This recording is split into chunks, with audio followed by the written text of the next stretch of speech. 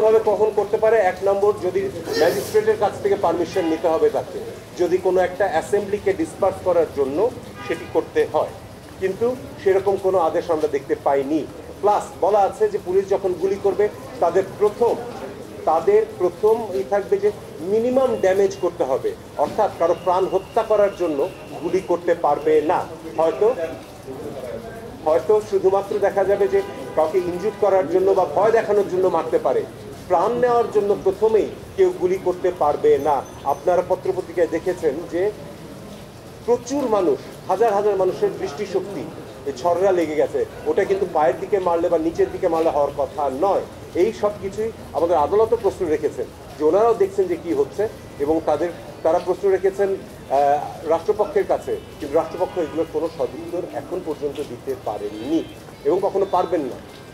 তাদের দাবি হচ্ছে যে পুলিশ পিআরবি অনুযায়ী কাজ করেছে। আমরা বলেছি যদি তাই করে থাকে তাহলে কোর্ট থেকে আদেশটা দিলে কি ক্ষতি হয়ে যাচ্ছে, যে হ্যাঁ পিআরবির নিয়মটা মেনে আপনারা আপনাদের কাজটি করুন।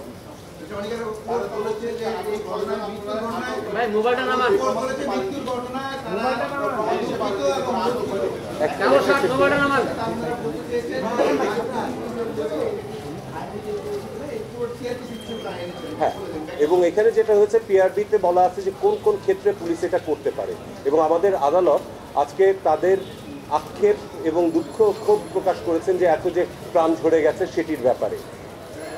আমাদেরকে বিভিন্ন প্রশ্ন জিজ্ঞেস করেছেন যে সিআরপিসি অনুযায়ী, পেনাল কোড অনুযায়ী কোন কোন অফেন্সের সময় গুলি করতে পারে। আমরা সবকটাই দেখিয়েছি যে এই ক্ষেত্রে এগুলোর কোনোটাই অ্যাপ্লিকেবল ছিল না। একজন দাগী আসামি যে পালিয়ে গিয়েছে তাকে ধরার জন্য পুলিশ গুলি করতে পারে, যদি কারো বাড়িতে ডাকাতি চলছে এই অবস্থায় যায় তাহলে গুলি করতে পারে, যদি কোথাও চুরি করছে আগুন দিচ্ছে সেটাতে গুলি করতে পারে।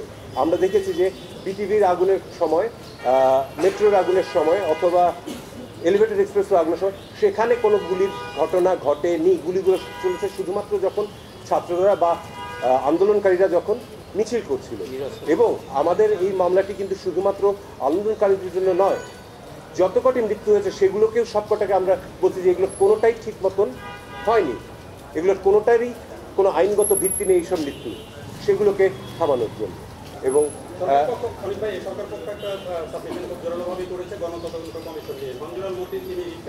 তার বাবা জাস্টিস এম এ মতিন অবসরপ্রাপ্ত, তিনি হচ্ছেন সেই গণতদন্ত কমিশনের চেয়ারম্যান। এটি কনফ্লিক্ট অফ ইন্টারেস্ট, এবং এই পয়েন্টে তারা বলেছেন যে এটি এই নীতি কোনোভাবে মেনটেন করে। আমার যতদূর জানা মঞ্জুরাল মতিন সাহেব, যিনি পিটিশনার, আমার সাথেই রয়েছেন, তিনি একজন সম্পূর্ণ অ্যাডাল্ট এবং তার নিজের ক্ষমতা, নিজের বুদ্ধিমত্তা সব কিছু রয়েছে। তার বাবার কথায় তিনি উঠেন বসেন, বা তার কথায় তার বাবা উঠেন বসেন, আমার মনে হয় এটি ঠিক নয়। এবং বাবার সাথে ছেলের মিলিয়ে ফেলাটা কখনোই ঠিক নয়।